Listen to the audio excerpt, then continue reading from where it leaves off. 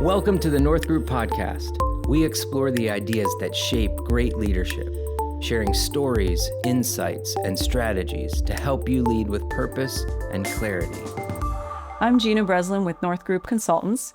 Today, I'm joined by three of my colleagues here at North Group, Daryl Lisey, Derek Mellovey, and Nikki Shingle, and we are going to talk about leadership development coaching.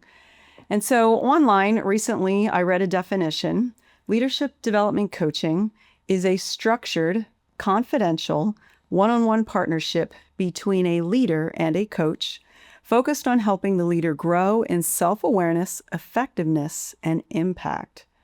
So I thought that was an interesting definition. There's a lot there that we'd probably agree with. But let's talk a little bit more about this idea of coaching. What would you say is the purpose? Why is it beneficial? Why is coaching a thing? Why is it needed?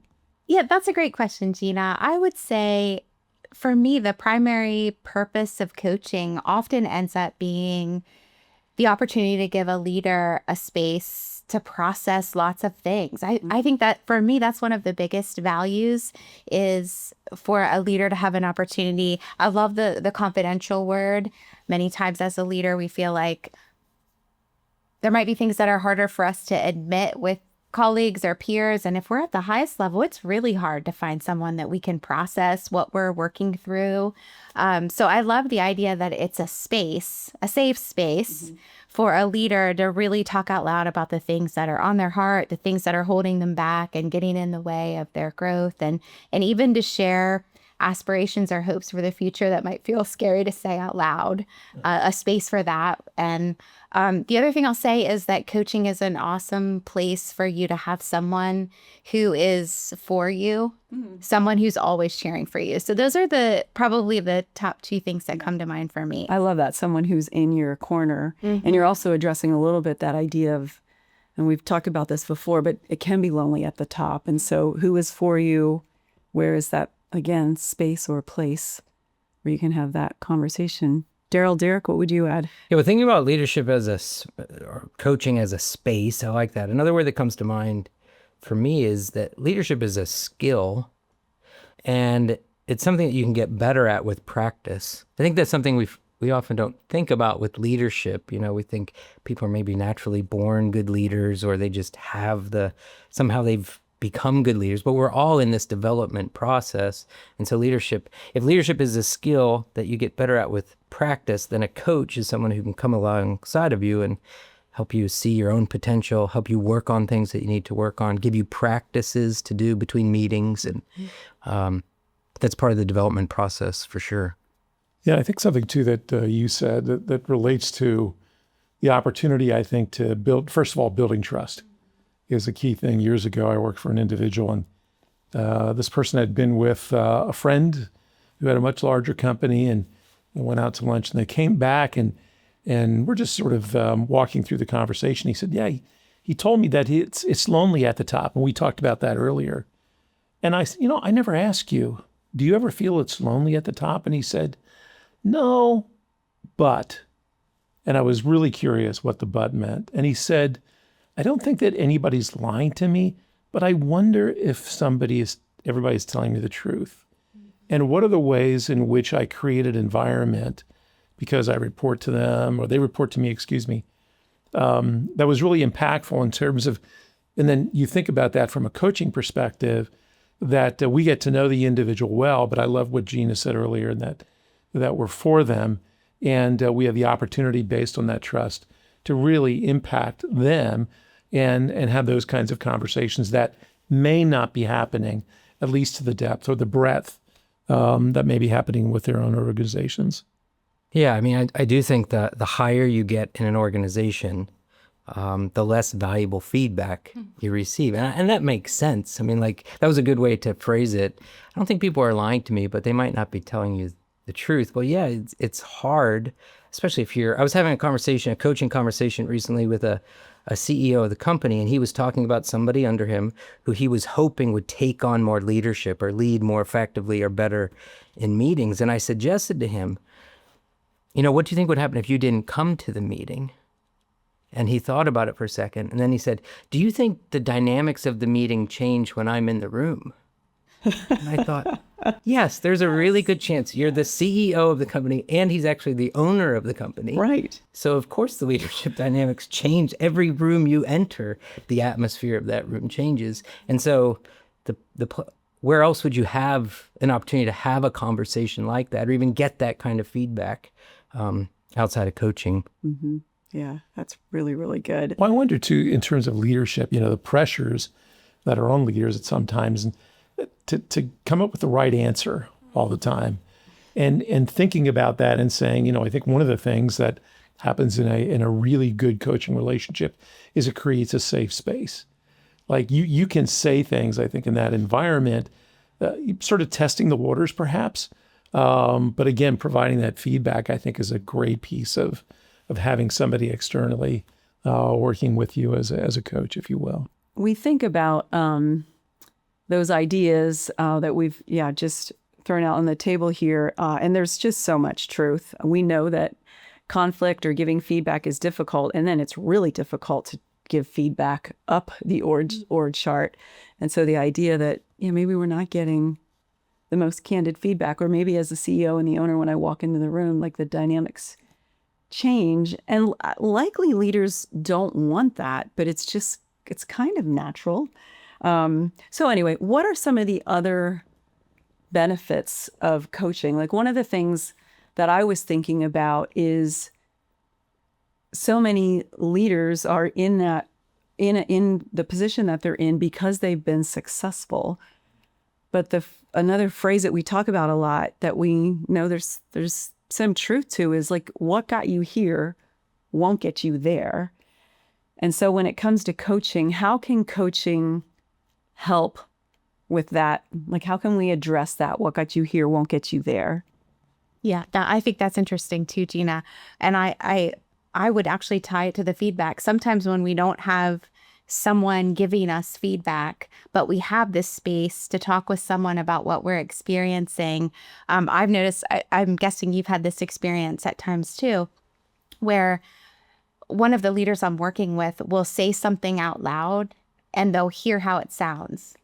And they'll just check themselves like, oh goodness, that's not what I meant. Or is that really what's coming out? And so they're able to give themselves feedback through the process. They're gaining awareness. They're taking time to really reflect.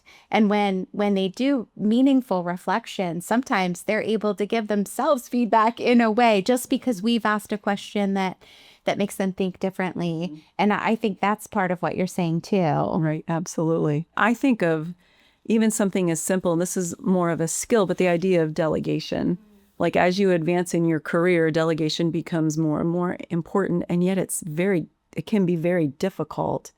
And so in a coaching environment, helping people think about, reflect where you were, what you should be doing, how you should be behaving.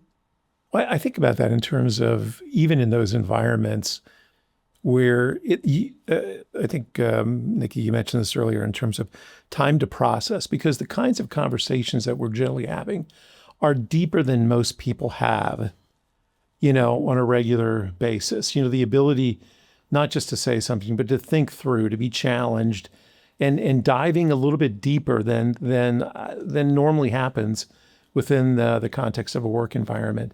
And there's real value in that. I think we find that individually. I think we find that as couples, where we take the time to step back, step away, and say, hey, listen, this is what the focus is. And we've talked about this for many years in terms of, we believe that organizational growth is a result of personal growth, and personal growth is incremental. There are times, and I'm sure we have some stories where you've seen significant growth, but oftentimes what we see is that incremental growth that comes with those kinds of conversations that we're having and that people are allowing themselves to be a part of, and it's extraordinarily rewarding. Yeah, and that takes intentional work, right? One of the things about, and we'll get into this later, but when you're in coaching and you're having those regular or a rhythm to those conversations, right? That's part of what helps. Yeah, and we've had clients too, and I'm sure you've had some as well that would say at the beginning, we know that this is important to do. We wouldn't do it if there wasn't some level of structure. Right. Yeah. Mm-hmm. We wouldn't do it if there wasn't some level of structure. And that's the structure is so important, Gina. You're exactly right. Yeah. Yeah.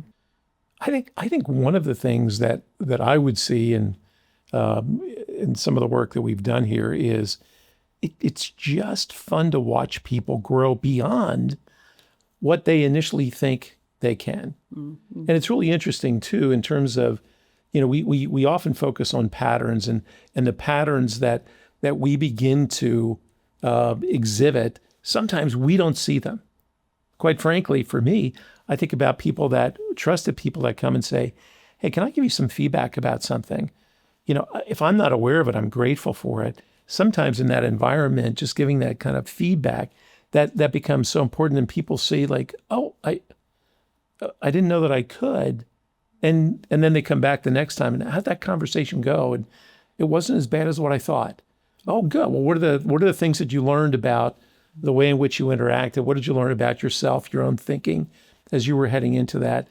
And to watch that and be responsive to that, it's just rewarding to me, and it's fun to watch our clients grow too. Mm-hmm. Yeah, absolutely.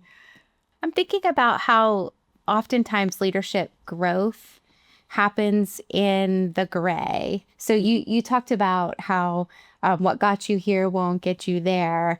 And I think sometimes when people think about coaching, they're looking for like the roadmap for developing into this new role they have or this new opportunity, or what's the right answer for this. And that's actually not what coaching lends itself to most times. It's this idea of being able to sit in what feels like tension or what feels like maybe there's not even a right answer for how we get where we want to go next. And how do we make decisions in that and calculate risk? And there might not ever be a right answer. And so part of the value of coaching is just to sit with someone who's another objective thinker that can ask questions as you figure out what you want to make as your decision, knowing that there probably isn't a right one or a wrong one in this particular circumstance. But that feels like a really big value of sitting with another leader. Right. Well, and Nikki, I would say too, a lot of those things are based off of principles. What are the principles? What are the principles of engagement? What are the principles in terms of how you think? Because in terms of our work, we're only here for a period of time. You're going to spend most of your time in your environment. If that person can focus on the principles and find application, that's where really, I think some really neat things begin to happen. It's not like, okay, in this situation, do this, do this, do this, but what are the principles that can be applied? And I think that's a huge part of coaching as well. Yeah, I think too, we've talked about self-awareness, and that's really helpful in uncovering blind spots and maybe seeing some negative aspects of your leadership that need to be worked on or overcome. And that can happen in coaching. That's really helpful.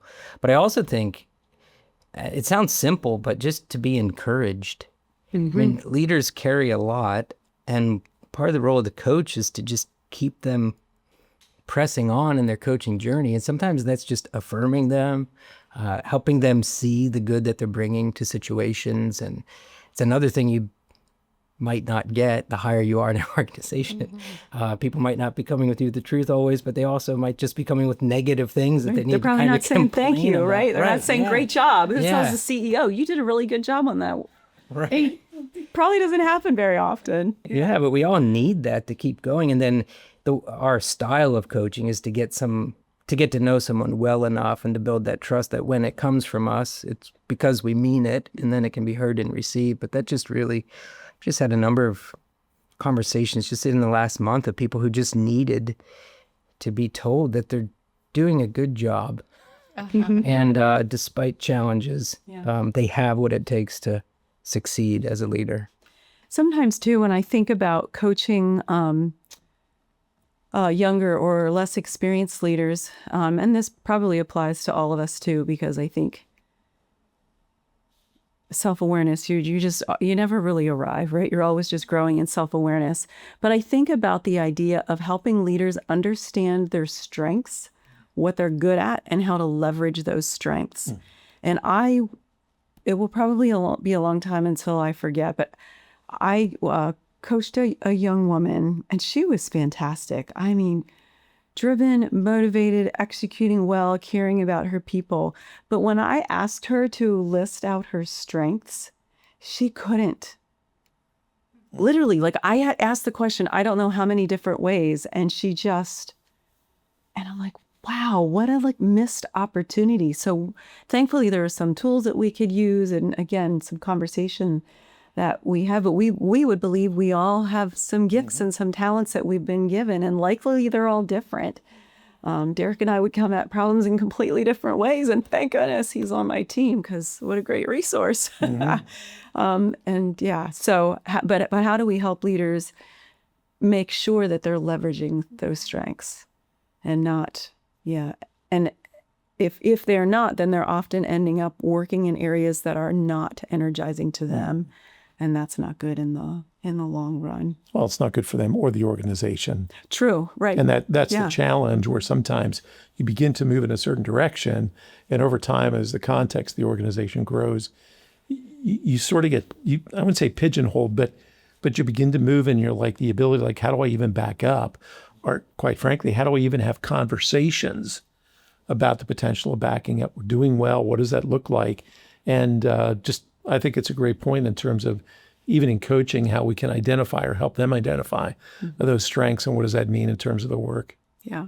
So when we think about this idea of coaching, is there a stigma, or is there any sort of, I don't know, feelings like if someone's being asked by maybe a boss to enter in leadership development coaching, or as a leader, do we ever hear anything?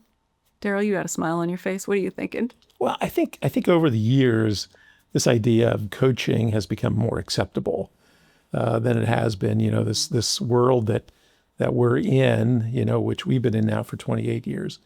There's more individuals who would refer to themselves as coaches. You hear about life coaches and so forth. So I think it's more acceptable. But it is interesting. There are times where, if an organization is recommending somebody come to us, one of the first things we talk about is I said, I'm not here to fix you. Right. Right.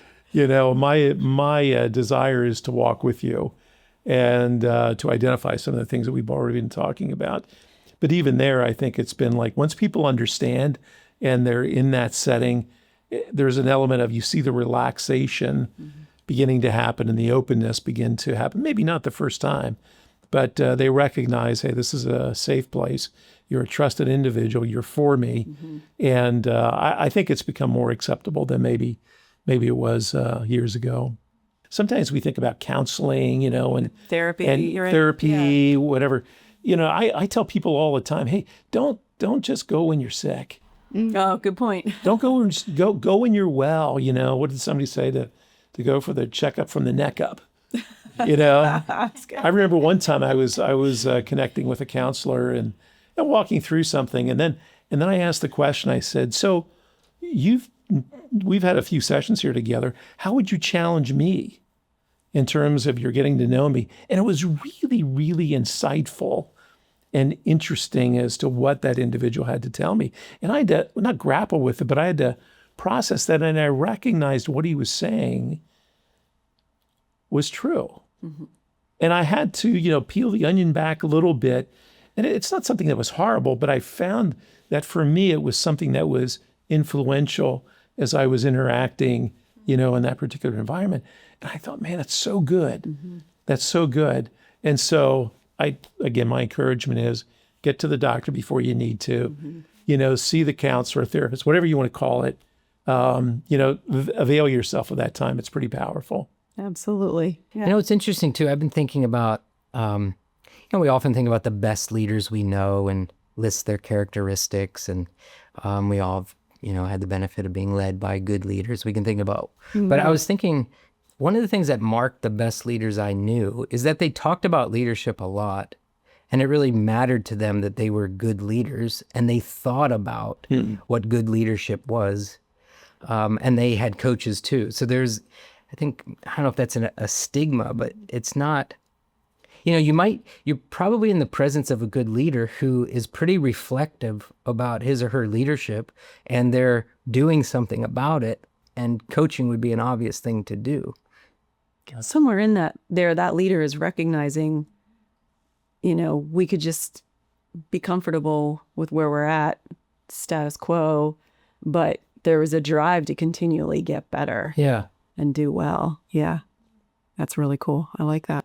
I just want to build on that too, Yeah. because I think it's easy for lots of people to think about getting support when they're in a transition or when they're facing some kind of crisis or a struggle. But I love what you said, Daryl, earlier about the well visit. And I was kind of thinking about even just watching my son's athletic development. And oftentimes, some of the greatest growth he experiences is in the off season when he's working intentionally with a coach. So there's no pressure of a game. There's no injury we're fighting. It's just not ticking. the clock's not ticking. It's just, these are the things I want to get better at. I'm going to have an intentional rhythm with someone who's going to support me, because there's lots of areas in our lives, like going to the gym or thinking about healthy eating, where, boy, just someone else checking in with us is helpful in getting where we want to go. And so I just think there's value in that piece too. Yeah. Well, and I think, I mentioned that I tell people, we're not here to fix you. I'm not here to fix you. Right. Because I think sometimes fix, that we use that word, it's like, I'm bad, now I'm good. How do I, no. These are just areas that we have to identify and together, and then how do we walk through those? And I think, and I'd be curious your experience, but the leaders that I have seen the most growth are, I go back to something that Derek said, they're open. They're open to the feedback. They want it. Yeah. It's not about being fixed as much as it is about challenge me, encourage me, help me to continue to strive for that. One time I was with an organization and a very large organization, and the CEO, and I think there were 8 people on the leadership team. And we're having conversations. I forget specifically what it was about. The CEO actually had to get up and take a phone call or do something. And immediately, as soon as that individual left the room, the conversation went up significantly. And I'm like, Interesting. A few minutes later, the CEO came in and the conversation went back down significantly. And I'm sitting there and I'm like, okay, you can't just ignore this. And I said, can we just stop for a moment? And I said, I noticed that when the CEO left, conversation went up. And when he came back, it went down. You could see 8 pairs of eyes looking at me like, what are you doing? Did you just say that? What out did you loud? say? Yeah. And to me, the response of the CEO was great. And he said, no, that's not what I want. And here's what he said. What am I doing? What am I doing that creates the environment? I had such respect for him as an individual. But when he said that, you could tell he was the kind of leader that was looking, I want to continue to grow. And this was a veteran CEO and a large organization. And I just love that conversation and his statement. And I find that within, not everybody's there right away, but those people, as Derek said, who are looking to move and grow, really want that kind of feedback. Well, and the story you just shared, Daryl, brings up another point, which I think is valuable, in that sometimes the coaching engagement becomes even stronger when a coach has an opportunity to observe the leader in action. So we have this coaching conversation and we hear things from the leader's perspective, but being able to observe that leader in action creates a whole extra layer of conversation. And certainly there are ways to grab other perspectives and to understand broader context of a person's leadership without observing them, if that's not possible. But that really brings strength to the coaching relationship when that dynamic is in place. And isn't it great when that individual that we're working with said, I would like if you would talk to some of the people around me, because it's like what I'm doing here is for my benefit, but it's for our benefit. Right. And would really appreciate that. I like what you said in terms of just, having that engagement or the ability to watch, see it through the eyes of others, perhaps our own eyes watching it. But when a leader says that, that's really encouraging. Yeah. So you Yeah. walked right into my next question, which is what makes someone great to coach? So that's a piece of it, right? That desire to grow, that desire for feedback, that willingness. Yeah, get feedback from others. Come observe me at work. Is there anything else that we would add to that list? Yeah, when they fall down and they pick themselves back up and they admit it, Yeah, that's true. you know, and they're kind can of, admit I their didn't, that mistakes. didn't Yeah. go so well, Yeah. you know, but they're thinking about it. They're not resolved. Well, I can't do it, or, you know, whatever. Better luck next time. Hey, let's just talk about that a little bit because it didn't go the way I thought it. I didn't do the best I could have. You know, that to me again is one of those characteristics of not just a great coach, but a great individual, that somebody who gets back up and says, I want to continue to learn and grow. Yeah. Yeah. So we've been talking a lot about this idea of leadership development coaching. Help me understand the leadership part of it. Like I get development coaching. That means people are working to get better. But how does the leadership part fit in? Like, does someone have to be at a certain level in an organization on an org chart to be coached? I believe it's less about position and more about an interest in growth and development. So individuals who have influence are leaders, and you don't have to have a specific title or be in a specific box on the org chart to have influence. And so I think there's opportunity for a broad group of people to benefit from the value of coaching. Yeah, I love that. Maxwell's, I think, the one who says leadership is influence or somewhere. And then there's the book, You Don't Need a Title to Be a Leader. Sure. So we use that term leader broadly, like leadership is influence. So if we think then about this idea, let's say you want to engage in leadership development coaching.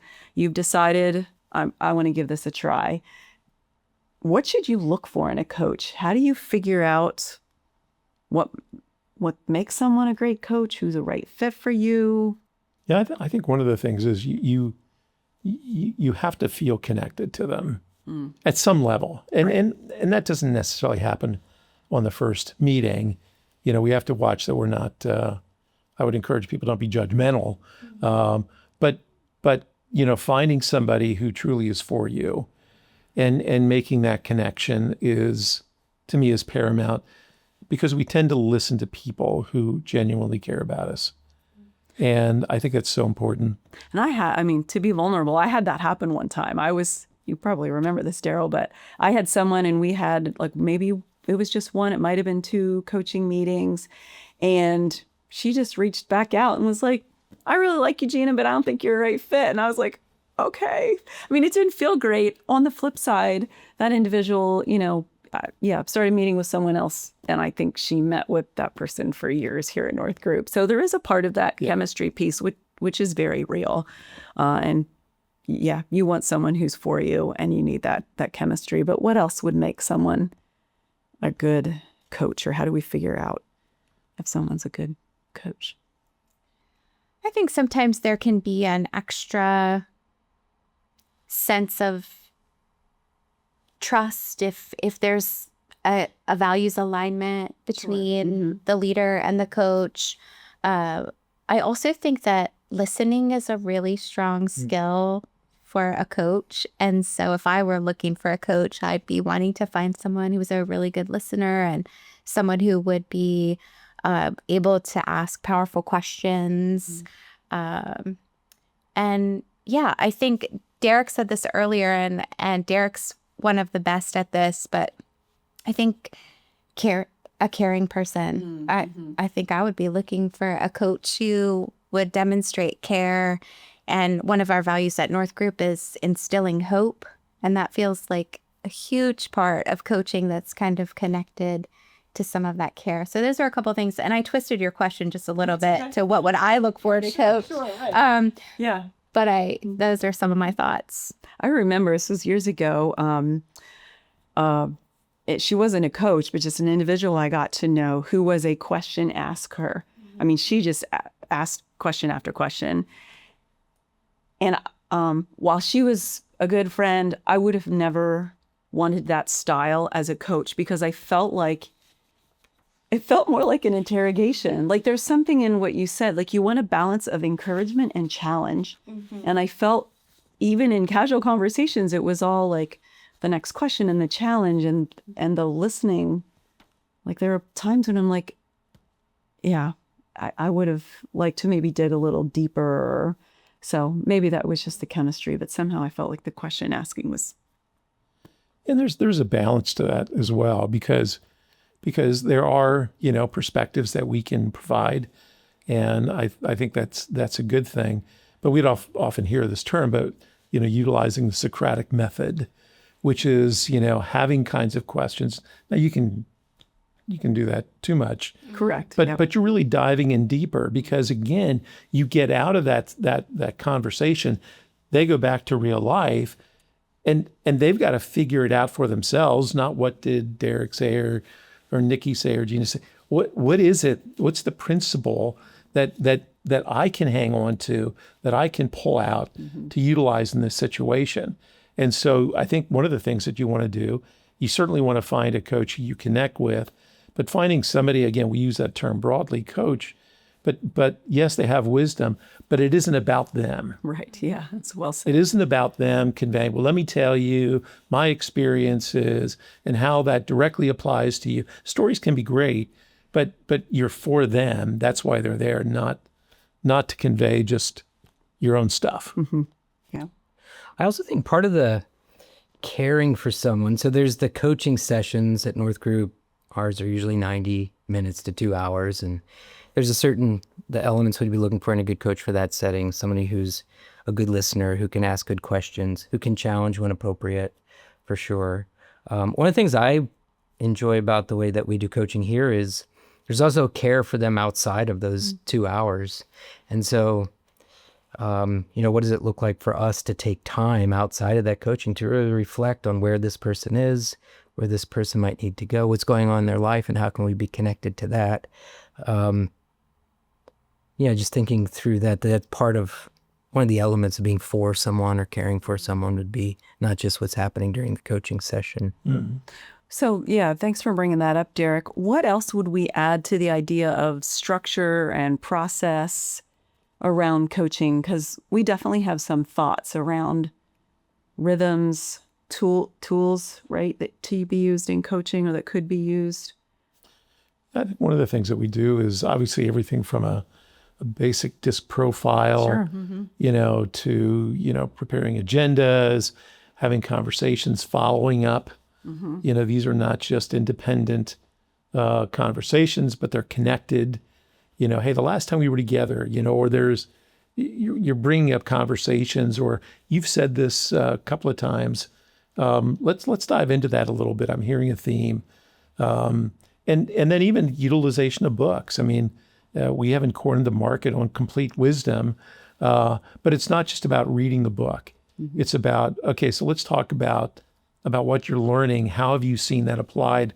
What are you doing? And so sometimes you can just read a book and then, oh, that was great. And you close the book and that's the last time you remember. So having that ongoing, structure is important. Yeah, that rhythm provides some accountability. Oh, absolutely. Yeah. Yeah. And even in terms of rhythm, when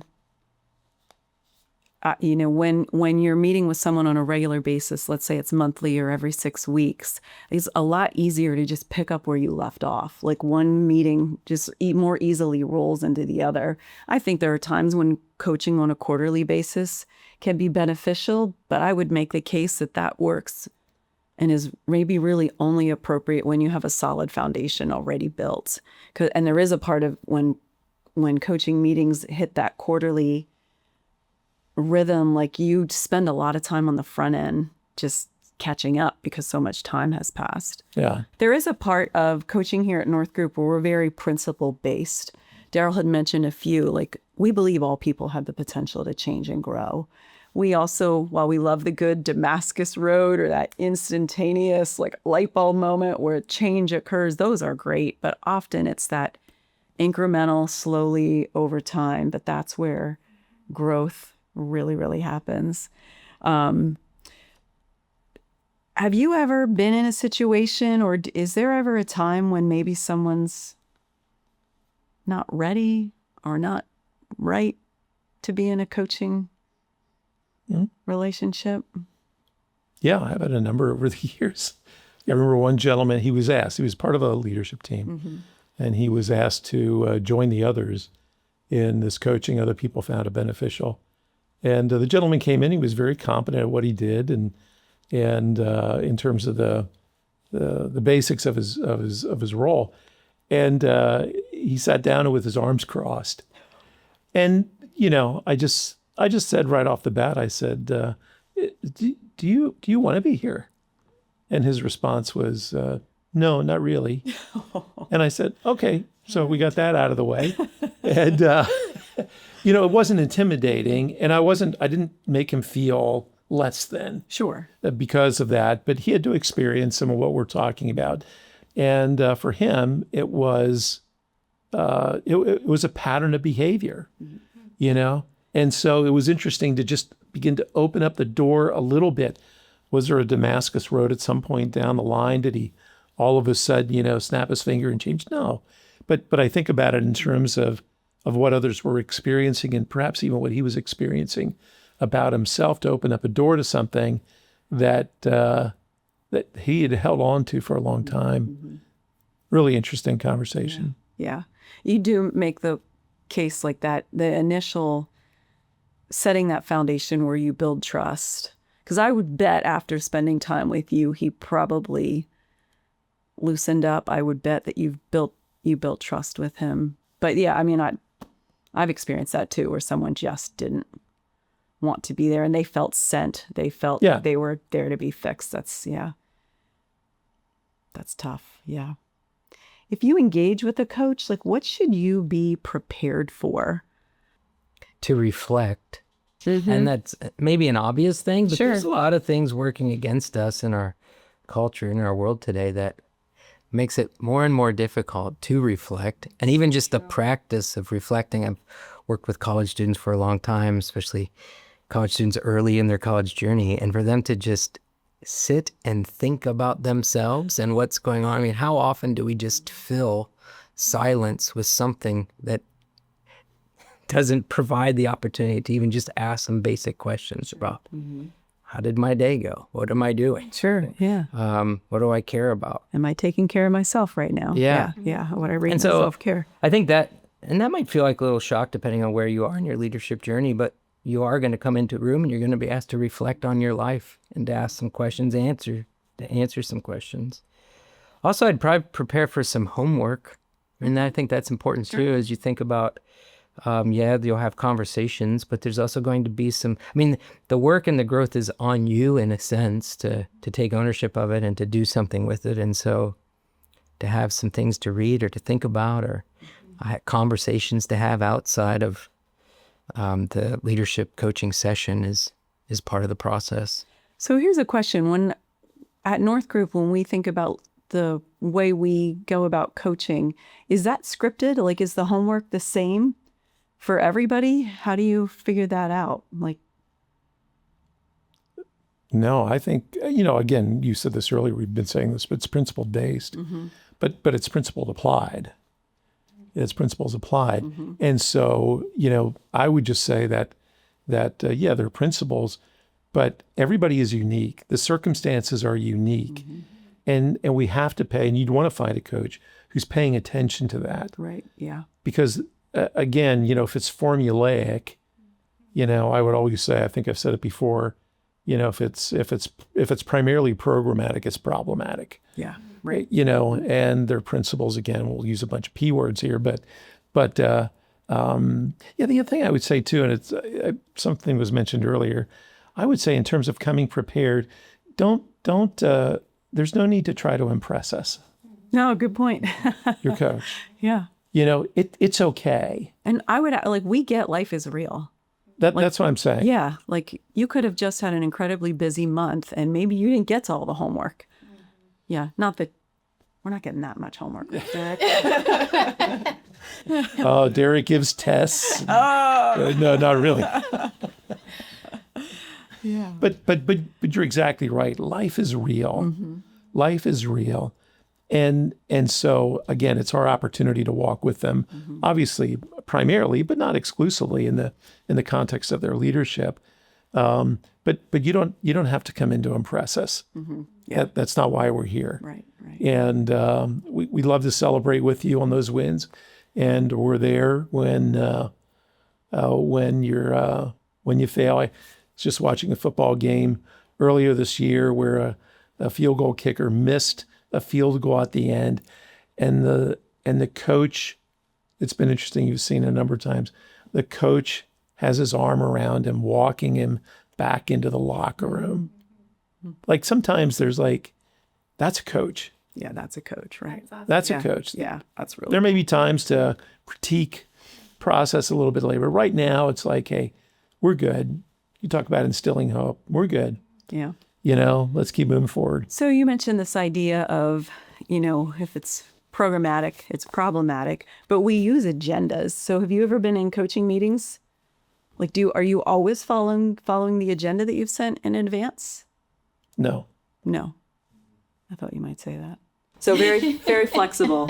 What makes you, derail or go off script? I wouldn't say it's derailing. That sounds like, we've done something have a wrong. plan. And I know what you Good meant by point. that, Sure, Gina. thank you. But again, people bring themselves into situation. And generally, if we're meeting on a monthly basis, you've had 28, 29 days that have passed, and circumstances may have been completely changed. So even in the beginning, we often will just check in. How are you doing? What's going on? And it really is interesting when people will provide that safe environment. You begin to get underneath the surface of what's going on externally to talk about what's happening with inside of them. And so it's not that we derail it, but we're sensitive to where they're at, and there's structure to it. It's not that we're completely off track, because there may be some objectives that we said we want to focus on in this coming year, but at the same time, the circumstances may warrant a different conversation, and that's where we have to be sensitive. So if I decided I wanted to engage in leadership development coaching, but you mentioned sometimes there are goals that we're working towards, or maybe there are people that come and they know this is the thing I need to work on. But if I just know I want to get better, I would like to spend some time to reflect, but I don't really know. What are some of the things that we would start to work on with someone like that? The first definition I read talked about self-awareness. That's key for North Group, right? We know that the greatest gift you can give those you work with is an acute sense of self-awareness. But what else are we working on? Another piece that's really prevalent in many of our coaching sessions is work at servant leadership. You talked about earlier, oftentimes high performers end up moving into new positions where they have more ability to lead others. And it's difficult sometimes for leaders to transition into that space and move from being a doer to really thinking about who they are as a person and how that impacts others. And so it kind of goes hand in hand with self-awareness, this idea of servant leadership, but helping leaders grow in their awareness of how they're experienced by others and how other people think about their own contributions to the team because of the way that we lead and influence how they show up. So it's really interesting to think about servant leadership in that context of coaching too. Derek, I'm thinking of an acronym that you often use when you think about coaching. I know you like dessert. Oh, pies. But that's we right? Yeah. Tell me more. Well, one of the things, and we've been hitting at, I don't know if you've this saying yet, but we talk about being before doing. And so who you are is going to show up in how you lead. So paying attention to who you are and the person you're becoming and the person that you are is really important. That's back to the reflection. Yeah. Part of that is taking care of yourself, because that's also going to show up in how you lead. And so we talk about wellness or wholeness or even fitness, not just physical fitness. That would be the P of the pies. Got it. But yeah, physical fitness. So that's really important just to be, that's part of the coaching process too, is thinking about how are you physically fit, which could involve Sure. And that doesn't just mean that I can run a marathon, right? There's more to the physical. Yeah, maybe some movement would be Right. good. Nutrition, to think about that, but also sleep and rest. That's important. Yeah. And then intellectual, think about intellectual health is, are you learning and growing? Like, are you engaged in where you are? And then the E would be emotional health. And so I like to think about emotional health as naming and taming. You know, are you able to name what's happening inside, and you're also able to tame it? Like, Sure. do you control it, or does your emotions control you? But first that starts with naming and taming. And then S would be social or relational health. Like, how are you doing in your relationships with friends and family? And so you want to be fit, healthy relationally, socially. And then the last, if we go pies, spiritual health. So 2 S's on the end. Yeah. Yeah. Okay. And that would be, I mean, we could think about isolating that as how could you become more spiritually healthy, or how could you engage in more spiritual activity? But I like to think about it as a meaning and purpose, like what's at the center of your life and what's driving you and motivating you. But I like that it's pies. It's an easy way to talk about those things and check in to see how you're doing. But if you think of a pie, all those things are related to each other. They're all pieces of the same pie. And so your physical health affects your emotional health. You know, most of the time, if I'm emotionally unhealthy, I just need to go for a walk or maybe eat something. But it's the same thing. Your social health affects your intellectual health. The people you surround yourself with probably has a lot to do with whether or not you're engaged in learning. So, and that's something at North Group we would check in on each time. It doesn't have to, we don't have to spend a lot of time there. Sometimes we do, depending on what's going on. But just to have somebody check in with you to see how are you doing physically, intellectually, emotionally, socially, spiritually. And what's some things you might want to pay attention to. You talked about, you know, where are you going? That's a good place to start. I mean, with yourself and where you are, and get a baseline, check in. And then, well, let's think about how we could improve in some of these areas or put some changes. Very good. So to wrap up today, if there is something we would want our listeners to take away, what would we want? What would we hope that they take away from this conversation? Maybe it's something we've already said, or maybe it's something I haven't asked about leadership development coaching that we would want folks to know. So what are your final thoughts? Yeah, I'll go back to something I said at the beginning. Leadership is a skill that you can get better at with practice. I think that takes some pressure off. You know, leadership is not an easy thing to do, but it's not easy for everyone. And so there's things and ways that we can get better, and coaching can help you with that by giving you practices to do. Yeah. Another thing I'd say is the process may surprise you. You know, I don't know what you think about having a leadership coach or being in a relationship like that. And sometimes it does take some time to get into a rhythm and to build trust in relationship. But I would say at the end of a 6-month, 12-month journey with someone, I think we're both surprised with where we got to. Sure. And we were willing to go on this journey together, and we do end up somewhere. Yeah. I think we're better for it. We've said this a number of times, but I would just reiterate the idea that all people have the ability to change and grow, and that a coaching engagement can just provide some really valuable space to be intentional about that. Yeah. Very good. Thanks. And some of that growth, quite frankly, is beyond what you think you can. And to watch people experience that. The other thing I would say, too, is that you're not broken. You're not broken. There may be situations that we may want to pay special attention to, but you're not broken. And this isn't a you're not going into a coaching relationship, you know, just to be fixed. Yeah. And to take that step, I think, is an important one. Yeah. And I love that, Daryl, because there's a part of, like, you know, as you increase in your leadership responsibility, there's a reason that you're increasing in responsibility. And what are those things, not really things that you're doing, but again, those things about who you are that you don't want to lose, that you need to continue. That if we surveyed your people, they would say, wow, as you continue to advance, as you continue to grow, like, don't stop X or Y or Z. Like, what are those things? So we're excited. We know that the saying is true: when leaders get better, everyone wins. So thank you.